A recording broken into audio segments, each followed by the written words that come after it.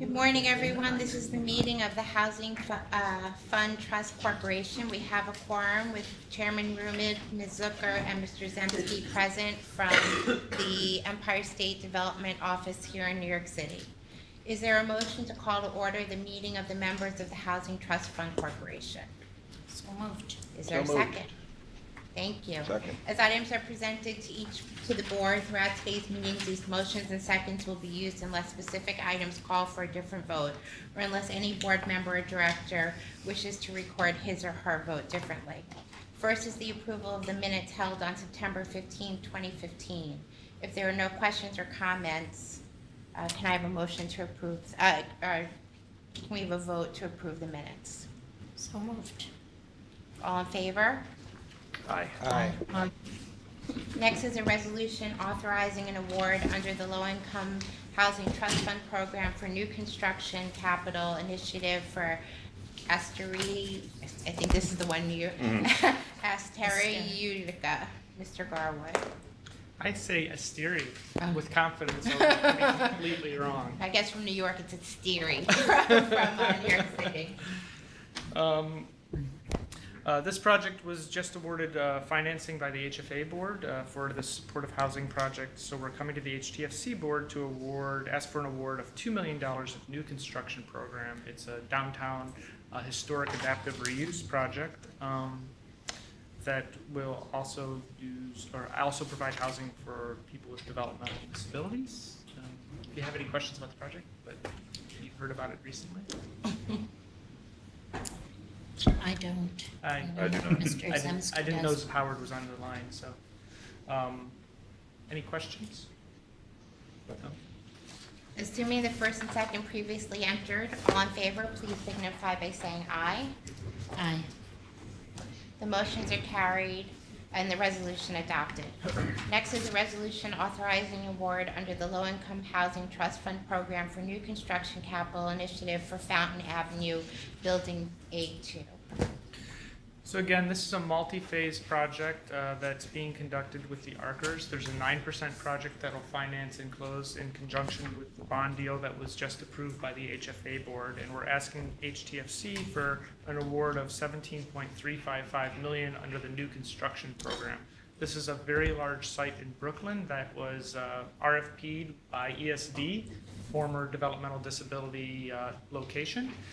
It'll have a total of 266 units, 69 of which will be for OPWDD tenants, and it's been a really good partnership between HCR and ESD and OPWDD to get this site going, and we anticipate 3 additional phases over the next couple years of at this location.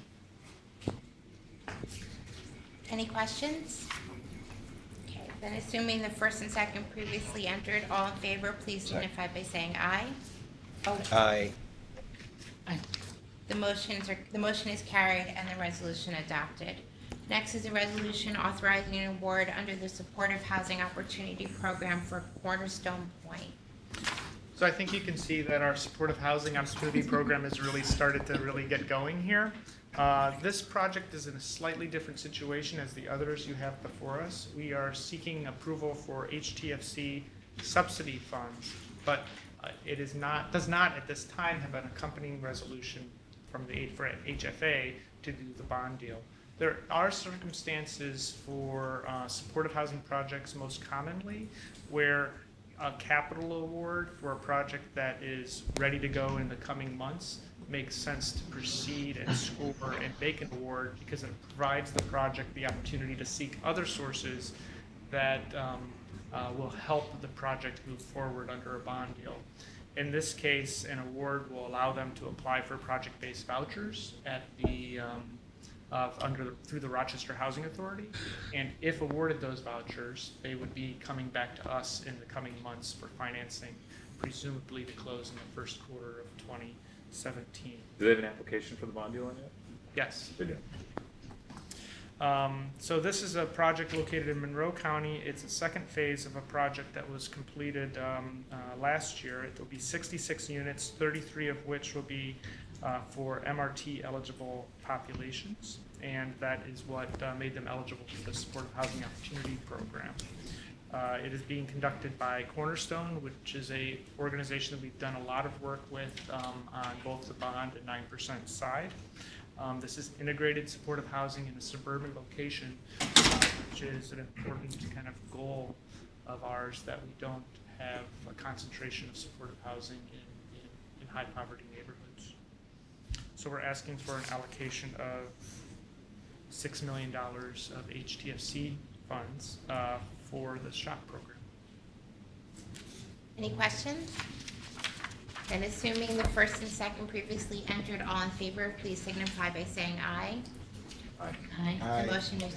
The motion is carried and the resolution adopted. So remind me, they have their service contract is from which agency?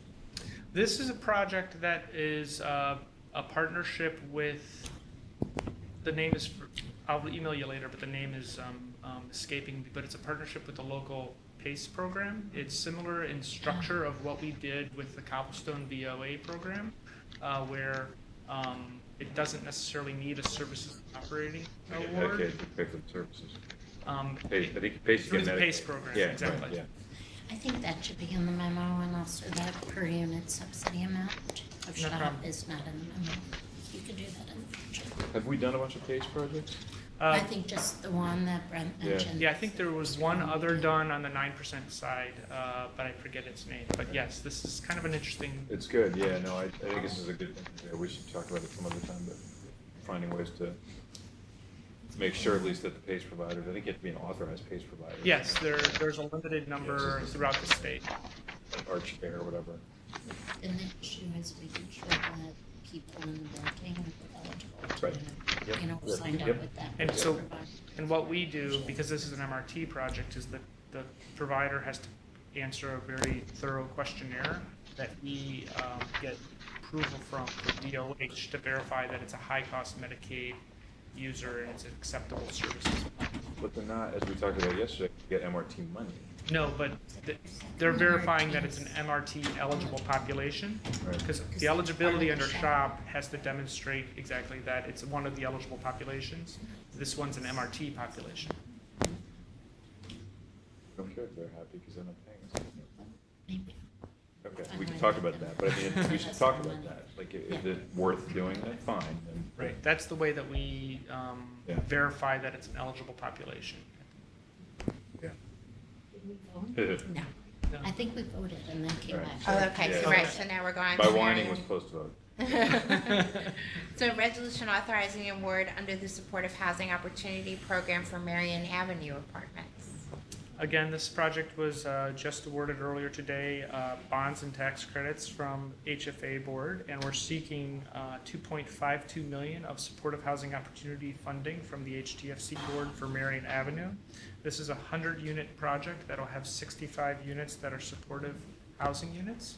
One thing I want to note, it's located in the Bronx, so it's another integrated supportive housing project at a particularly interesting location, as was discussed at the HFA Board. One of the things that I want to make sure I inform the board of is this project has 65 of the 100 units that are supportive housing units. The SHOP program actually has a limit of 60% of the units, so this is slightly over that limit, and as part of this, we presented that situation to the credit committee and asked for a waiver. The reason for that waiver is a few things. More supportive housing units, so long as it's not creating an unacceptable concentration, is our goal. But this project preceded the SHOP program in its engaging with the agency. It had applied under the MRT program, which did not have this restriction. And unwinding that didn't seem to make strategic sense because there was benefit to having these additional units in the project. Any questions? No questions. And assuming the first and second previously entered, all in favor, please signify by saying aye. Aye. The motion is carried and the resolution adopted. Next is a resolution authorizing award under the Supportive Housing Opportunity Program for Packet Boat Landing Apartments. I don't know why, but everybody chokes on the name. So Packet Boat is located in Lockport in Niagara County. It's being developed by a very strong partner of ours, DePaul. This will be 60 units, 21 of which will be supportive housing units, and we're seeking an award of $5.75 million under the SHOP program. This project was just awarded financing by HFA earlier today, and we anticipate closing it in the coming months. Any questions? Then assuming the first and second previously entered, all in favor, please signify by saying aye. Aye. Aye. The motion is carried and the resolution adopted. Next is a resolution authorizing an award under the Community Development Block Grant Program for Economic Development to the Village of Waterloo to assist Summit Milk projects. Is Chris? Good morning. There he is. Yes, hi, here I am.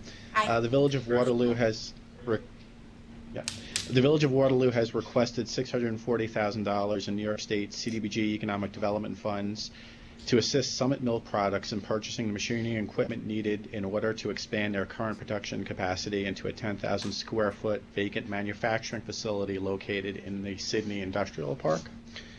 The proposed project will be located in the Village of Waterloo in Seneca County. This strategic location for Summit Milk has helped the company to align with several businesses that have expressed interest in having their products manufactured in New York State.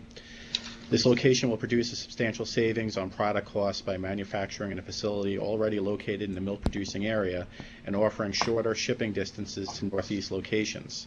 Summit Milk will help to provide job opportunities within the village for local residents and provide the foundation for a sustainable community in the future.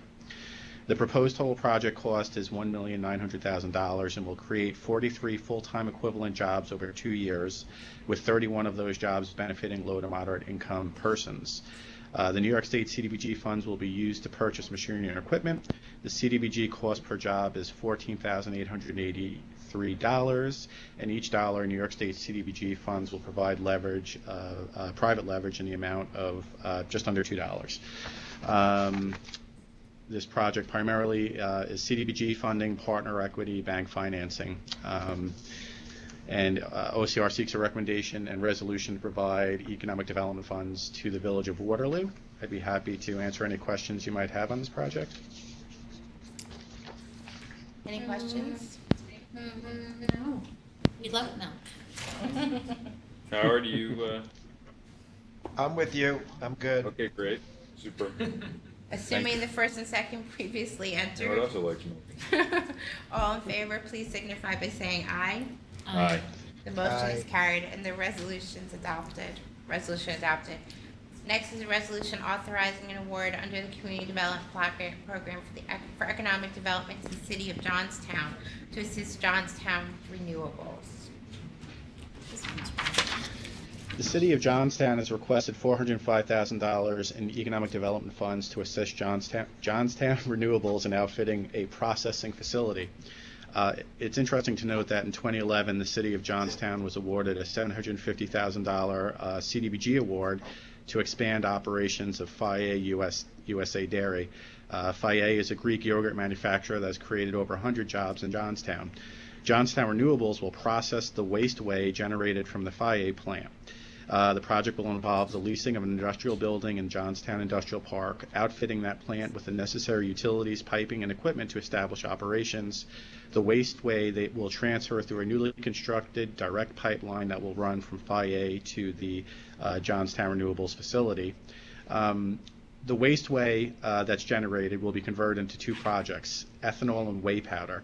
The ethanol is an industrial grade product that can be sold to businesses that utilize ethanol to power their processes, and the whey powder will be sold as a high grade animal food, primarily to hog farmers. So this is an interesting investment upon a state investment where we'll be basically environmentally friendly processing of that material. So it's got a nice multiplier effect here. The proposed total project cost is just under $12.5 million. Will create 27 full-time jobs over 2 years, with 24 to benefit low to moderate income persons. The CDBG funds again will be used to purchase machinery and equipment. The cost per job is at $15,000. This project is financed by a JP Morgan Chase loan, equity from Johnstown Renewables, CDBG, and our frequent partners at ESD, a $2 million grant. OCR is recommending a resolution to provide economic development funds to the city of Johnstown, and I'd be happy to answer any questions you might have on this project. Great. It's great. I had heard a rumor, but is it just a rumor that there had been a contraction in the yogurt business in New York? I don't know if it was oversaturation. I haven't heard of any decreases in the projects that we funded. FIA, we've also funded Chobani in the past. Chobani recently offered a stock plan to their employees where they actually got equity in the company, which was really a nice story for that company in Shenango County. But no, I haven't heard of any reductions, no. Okay. I don't know, Howard, does that sound, have you heard anything about yogurt? The yogurt business is booming, but there is a plant that is being repurposed. I believe this is what that Fahey plant, right? But the yogurt business has been very strong over the years. But not every company in the yogurt business has met their expectations for, whatever myriad of reasons. But it's not because of supply issues in New York State or consumption in New York State. It's a sort of more nationwide marketing, branding, positioning, things like that. Okay, thank you. I can do a lightning pole in Williamsburg. Yeah, exactly. Stone strong. So assuming no additional questions and assuming the first and second previously entered, all in favor, please signify by saying aye. Aye. Aye. The motion is Aye. carried and the resolution is adopted. Next is a resolution authorizing an award under the Community Development Block Grant Program for small businesses to the town of Bethlehem to assist Garden Bistro 24. Thank you. The town of Bethlehem has requested $25,600 in CDBG small business funds to assist Garden Bistro 24 in purchasing machinery and equipment to expand into the catering business. Garden Bistro 24 plans to expand its brick and mortar restaurant to include off-site catering services to local businesses, schools, and private individuals. The company's limitations to expand these operations are a direct result of inadequate equipment and shortage of employees. In order to provide off-site catering on a permanent basis, Garden Bistro will invest approximately $38,400 in business equity to purchase the appropriate equipment, which will include proper transport racks, portable cooking equipment, and appropriate serving equipment. That's better than inappropriate serving equipment. The proposed total project cost of $64,000 will create 5 full-time equivalent jobs over 2 years, with 4 of those jobs benefiting low to moderate income persons. CDBG funds will be used again towards the purchase of machinery and equipment. The cost per job is $5,120. Yeah. So assuming, are there any questions? No questions. And assuming the first and second previously entered, all in favor, please signify by saying aye. Aye. Aye. The motion is carried and the resolution adopted. Next is the resolution approving the secure documentation and classification of environmental impact projects. And we're going to have one resolution approving 200 South Gate Street, 636 Fillmore Avenue, suburban new construction for 2015, Marion Avenue, and DePaul area. Ms. Pittsburgh. Good morning, everyone. This morning I have 5 projects I'm recommending for unlisted negative declarations. The first is 200 South Getty Street. It's adaptive reuse of a 65,000 square foot former manufacturing facility into arts and business incubator, and ultimately will include 40 work-live studios for entrepreneurs. It's located in the city of Syracuse, and this is a project using New York Main Street funding. The second project is 636 Fillmore Avenue, which is the adaptive reuse of a former firehouse into 1 residential unit and 1 commercial unit. It's in the city of Buffalo, and this is using Buffalo Main Street Initiative funding. The suburban new construction project is for down payment assistance and new construction of 8 single-family homes using home LPA funding in the town of Greece. And the Marion Ave and DePaul Aero Packet Boat Landing Apartments were previously discussed. I'm also recommending those two projects for an unlisted negative declaration. I'm happy to take questions. Otherwise, I request a resolution for these projects to be given an unlisted negative declaration. Any questions? No questions. Then assuming the first and second previously entered, all in favor, please signify by saying aye. Aye. The motion is Aye. carried and thank you. The motion is carried and the resolution adopted. The remaining two items are informational items and no board action is necessary. Your packet contains a review of contracts under the Governor's Office of Storm Recovery. I don't see anyone from GOSER present. No. And then we have an update from the Office of Internal Audit. The HFTC Board has permission to exercise the function of the Audit Committee. Is there a motion to call the Audit Committee into session? So moved. Howard, would you second that? Second. Thank Second. you. Michael DeMarco is present, and he's here to bring us an update on the Office of Internal Audit. Good morning. Good morning, Good board morning. members. Happy to be here today. Mike, want to just hold a second? Let me just Sure. see if Jamie is able to rejoin us.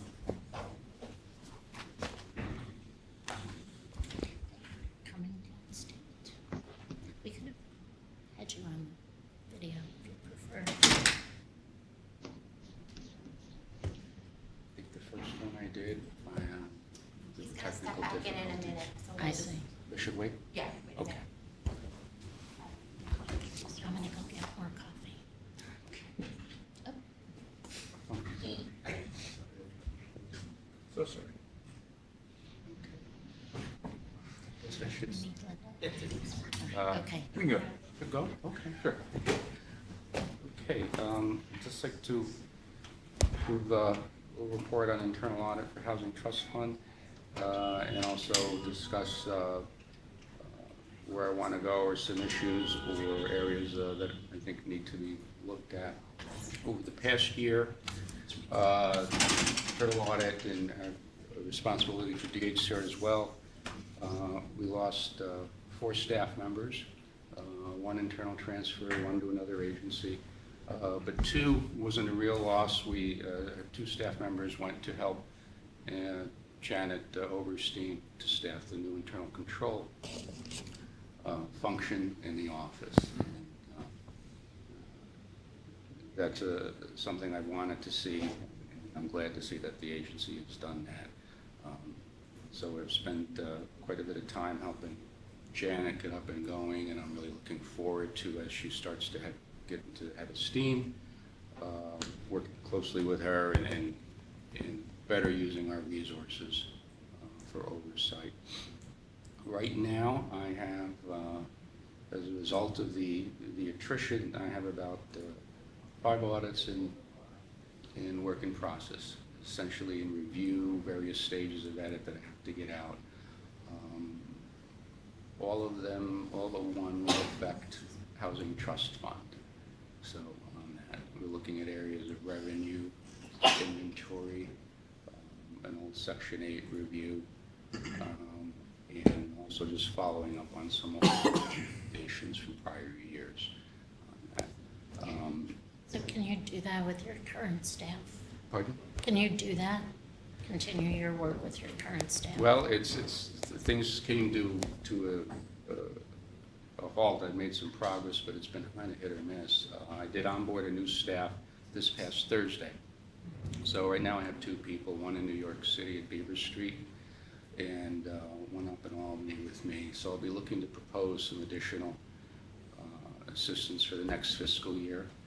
And these are stateside hires, and then hopefully some administrative support so that we can use our time a bit better. But things being as constrained as they are, I'm not sure what we'll be able to get. Would you remind us how you identify your audit targets or things on a cycle that you want to share with the board, or is there particular concerns that get identified? Okay. In terms of, I do want to have a plan for the next meeting, I think in November, December, for your approval. But really the focus is going to be, I think, in areas of finance. It's kind of where I've been looking at basic internal controls in the finance area, in HTFC as well as DHCR, and it'll be a continuation with that. Janet and I are working on a couple issues in finance, and we may be able to develop something, but looking at generally some basic, I want to go from, we've been focusing on how checks have been coming in and those basic controls, and look at now reconciling maybe program income between the program or program funds, which were program and finance, just to see if that's working well. There was an issue with a DHCR program earlier in the year, and I want to kind of find out if that's an issue for other parts of the agency. So that'll be an area we'll look into, whether that involves an audit. I think it'll depend on what we come up with. One area I'm interested in, it kind of comes from the June meeting. You had asked some questions on the mortgage service billing of the CPA firm, and I didn't feel that the response, I didn't feel it was maybe responsive to you, so I was thinking of proposing a review of that area internally,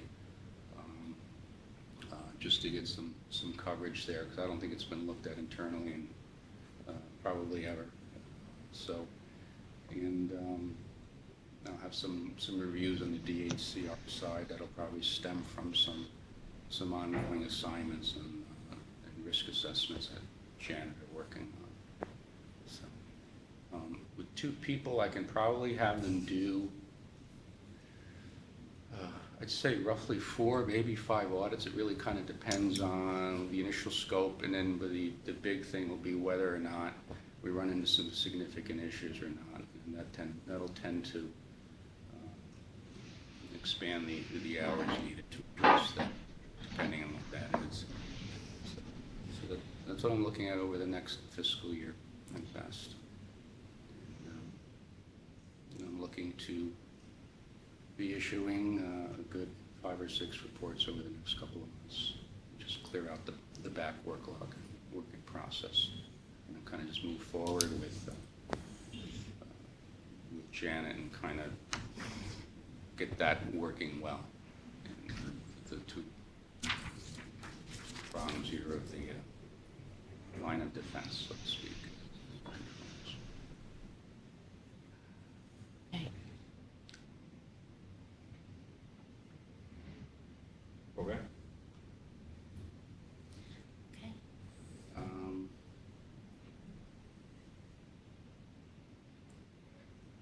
Any questions? Is there anything you want me to comment on? So that if there are no remaining questions, is there a motion to adjourn the board and audit committee meetings? So moved. And we'll take that as a second.